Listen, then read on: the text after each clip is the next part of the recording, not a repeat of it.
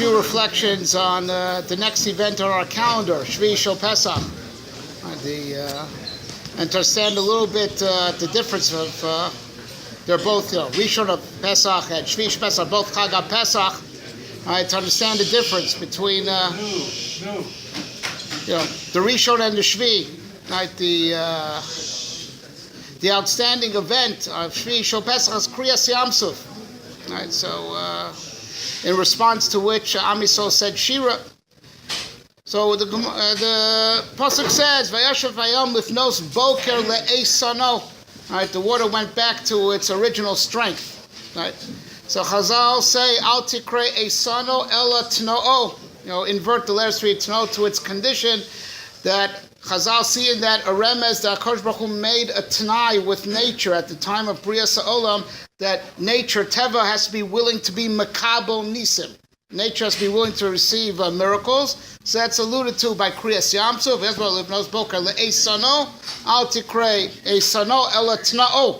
There was a condition that Yikara Yom of Yisrael. So there's the fundamental question that all the Rishonim deal with. I mean, Kadosh Baruch Hu is the big boss. He doesn't have to make deals with nature, that it should be willing, that miracles should occur. So what's the function of the Tanai? Right? This is a question that all the Rishonim ask. Right? But what's a little bit more wondrous is that, the remez to the Tanai is when the water reverted back to its natural state. We should have had the remez to the Tanai to when the water split, right? So, before we get to that, so by the Shira, which Am Yisrael said in response to this great miracle, so Oz Yashir Moshe, there's two Lashonos in Rashi. So the first one is that Allah Beliba Sheyashir V'Shar, the Oz Yashir, the Yud, is Al Shem HaMachshava, right? He thought about it and then he sang. Now, hopefully, that should be true about anything you do, right? You should think before you say, and you should think before you do, right? So, what's the chiddush? That Oz Yashir, the Yud is Al Shem HaMachshava, Allah Belibo Sheyashir V'Shar. So what does that mean? And then the second lashon in Rashi is that it's a remes of Trias HaMesim. This is one of the Ramazim of Trias HaMesim in Atayra that the Gemara brings in Sanhedrin. Right? Oz Yashir Moshe will sing in the future by Trias HaMesim. What does Krias Yamsuf have to do with Trias HaMesim? And the remes of Trias HaMesim is here. And one more question. So immediately afterwards, Vayuchu Shloshes Yomim V'lo Matzu Mayim. So Gemara says in Baba Kama, they went 3 days without Torah. So in Mara they got mitzvahs parshias. She's asku bahem. Right? They went their whole lives without learning. When was the last time they learned Torah? So they got the parsha V'achar Selachem and the Tzivi of Korban Pesach. So maybe a few weeks earlier they got Torah for the first time. They didn't. It's not like they were learning any time prior to that, right? So all of a sudden they can't go 3 days out. They didn't learn their whole lives. They didn't learn Torah. This is the first mitzvah that they got, aside from what they got a few weeks earlier in Mitzrayim, the parsha V'achar Selachem and the mitzvah of Korban Pesach. So going back to the fundamental question of why HaKadosh Baruch Hu has to make a Tanai with Ma'aser Beis, not the pshat that HaKadosh Baruch Hu has to. Now, each one of the Rishonim dealt with this kasha in a slightly different way, but the general approach is the same, even though the nuances are different. That it's not the pshat that the Rebbe Shem has to do anything. He doesn't have to do anything. But the Rebbe Shem wants to be manig in a all-encompassing master plan. It should not appear ke'ilu that the Rebbe Shem is ad-libbing, as he's going along, making it up as it goes along, that he decided by Brias Ha'olam, Teva is enough, but then, whoops, by the whole Mitzrayim thing happened, and now Teva is not adequate, right? So we have to make Nisim as if he's making it up as he's going along, and it's not, Magid, Mereshis, Acharis, that it's all one unified plan, right?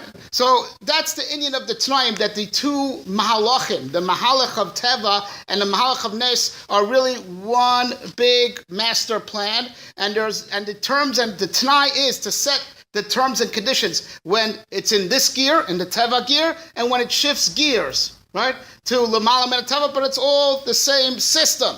Right? The Rebbe Shem is not, as it were, indecisive of how he has to be manning the world, and it's not like anything ever caught him by surprise, that now he has to do a nace to compensate.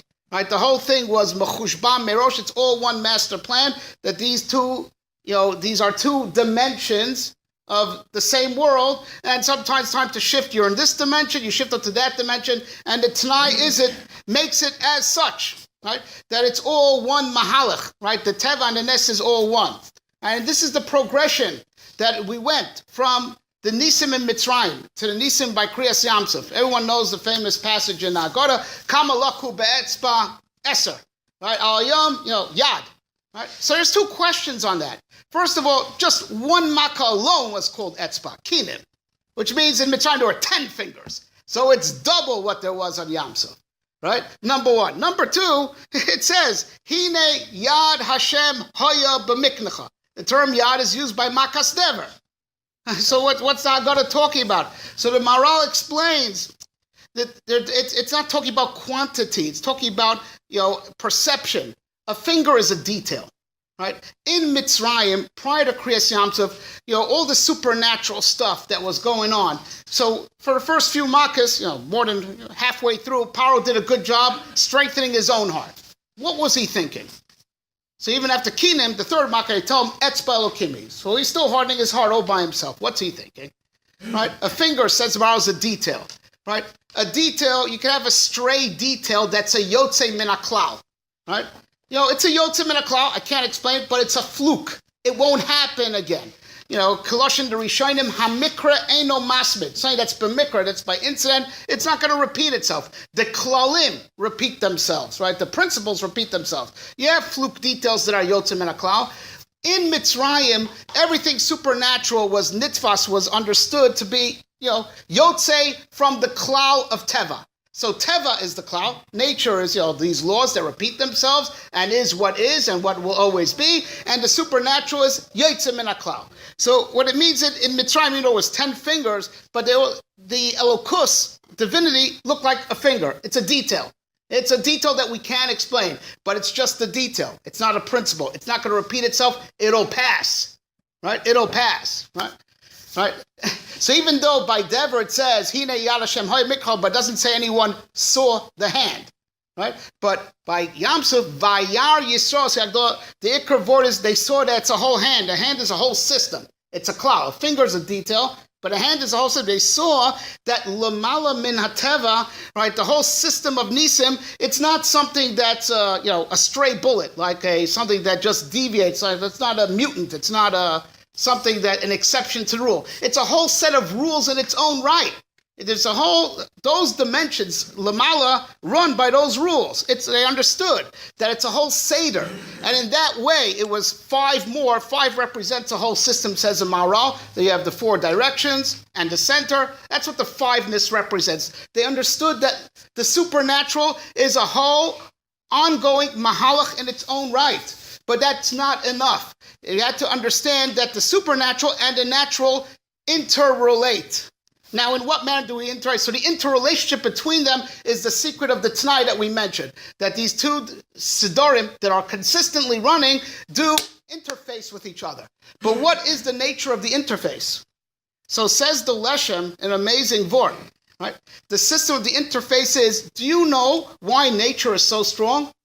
Right? Nature is Eitan. In Ivrit, we call it Eitanei Ateva, Mamish, right? The strength of nature, right? That's why scientists think that these laws are immutable and can't change. You know why, says the Leshem? Because Teva gets all its strength from Nes. That really the way these 2 systems are set up is that Teva is the source of life for itself and for the whole marechet of Teva. Teva siphons, the natural cycle, the natural laws, siphon their strength and their existence from the dimension of miracles, and that's why the laws of nature seem so strong. So the lumdus of the Tanai, says the Leshem, is that nature will be strong so long as it fits the tachlis. It fits, consistent with what's needed for Am Yisrael and what's needed for the Torah, for Bereshis, B'shvil Yisrael, or B'shvil HaTorah. So long as Teva is sufficient for Am Yisrael and for the Torah, it'll be strong. It'll be the strong laws of nature that we see, right? The minute that there's a conflict, right? Like, we have Am Yisrael's faced with Yamsuf, and there's now a conflict between the natural laws and the ongoing existence of the Tachlis Habriya, which is Am Yisrael, then nature loses all its strength, right? And Nisim take over. As it were, the branch collapses, and the source, the roots, take over and are manig everything. That's the dynamics, the mechanics of when a nace happens. The teva loses its strength, it loses eitanut, because all its eitanut is al tonight, right? And at that moment, nisim take over. And that now with this leshem, we understand very well why the remes for the tonight is when the waters went back to their normal state. To its strength, al tikrei eitanot, that the koach that teva has, right, is all because it siphons koach from nisim, and that's so long as teva is consistent with the tachlis abriya, right? The minute that there's a conflict, so all that strength was out tanai, so that strength is withdrawn, the teva collapses, and the nisim takes over and does everything. So now Rav Zevin in his Likutim on Latar V'Lamodim says an unbelievable vort. He continues the Mahalach further and says in Diktuk there's a law, right? That future tense are the letters Aleph, Eseh, Yud, Yaseh, Tev, Tav, Taseh, Nun, Naseh. And the Medaktikim themselves gave a siman, Eitan. Eitan is the siman for all the future tense letters that turns into, because that's the whole vort. Teva is, Eitan is strong. If it's maskim for the tachlis, it's maskim for the future. It's not going to cut off the future of Am Yisrael. It's consistent with the future of the world, the destiny of the world, that there'll be Am Yisrael will be matzliach, and the Torah will take over, and Am Yisrael will take over. So long as the Teva is consistent with the future, it will be Eitan, and it will have its strength, mamish, drawn down from the Nisim.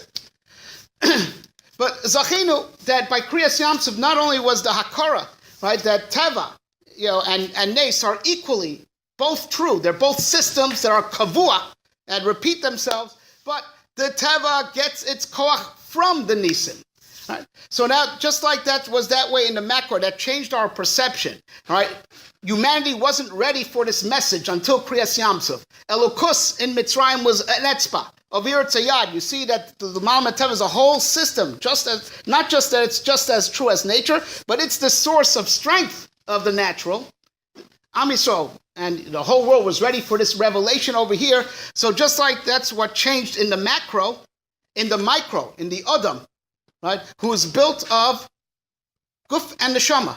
Guf from the world of nature, and the neshama from the world above, from the dimensions of Nes.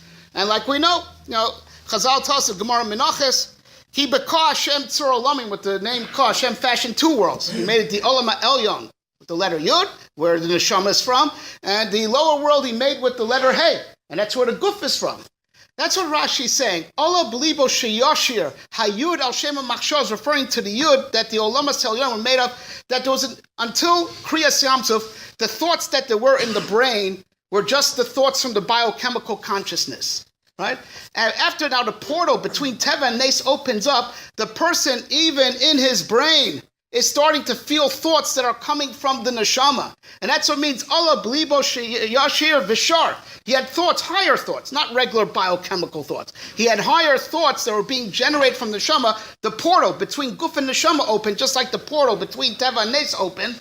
And he started getting thoughts from the olam that was nivra b'yud. His neshama started giving him thoughts, and the shira was influenced with these higher thoughts that didn't have their origin in the biochemical brain. They came from a higher place. The neshama was affecting the mind, and that's why, right? Vayochu shlosh yom v'lo matzu mayim. They went their whole lives without learning Torah, and their neshama was starving. But no one felt his neshama before Krias Yamsuf. But by Krias Yamsuf, where the dimensions open up, right? Just like, between Nes and Teva, so also in the person himself, the dimensions of neshama and guf opened up, the portal is open, a person could feel the thirst of his neshama, right? And even the person in guf starts freaking out if he goes 3 days. The Dura somehow overcame the problem, but once upon a time, right? You freak out, 3 days without learning, because you could feel your neshama now ever since Krias Yamsuf. And that's what it means. Remez l'tchias hamesim min haTorah. Because by tchias hamesim is when the two worlds finally mesh totally. Right? We're in the process of making the tikkunim of having the universes mesh. Right? There are landmarks along the way. Matan Torah, Binyan Beis Hamikdash, right? Which some of these things were set back, and we're waiting for the Gula Asida. And then tchias hamesim, that's when the dimensions of Teva and Nes, Teva and Lamal Torah totally merge, and body and soul are united forever, right? The beginning of that process starts at Krias Yamsuf, when the portal between the worlds was opened up. And this really is the difference between Pesach, Rishon, and Shvi Shel Pesach. Right, Pesach Rishon is outside of the Omer. It's pre-Omer. And we explained, a few days ago, because on Pesach Rishon it was just catapulted. We were catapulted to very high madregas that have no shaykhs to Olam Hazeh. Omer, we explained, we're now Vehenif es Omer, to lift the Bahamius, the Sorim, which is a Machol Behema, right, to lift the earthly realm up, and that's why we're counting, we explained. We're trying to put Machshava into the earthly realm, and that's by counting, for reasons that we explained a few nights ago. Right? Shvi Shel Pesach is a part of the Omer. And it's a landmark in the days of the Omer. It's a breakthrough. It's one of the first major breakthrough we have during the days of the Omer. They were starting to really connect Teva and Lamala Min Teva. That's what happened by Krias Yamsuf, and that's the Hevdel HaMauti. Pesach was catapulting into Lamala Min Teva. Shvi Shel Pesach is the beginning of the process of integration between Lamala Min Teva and the Teva. Very good. Thank you.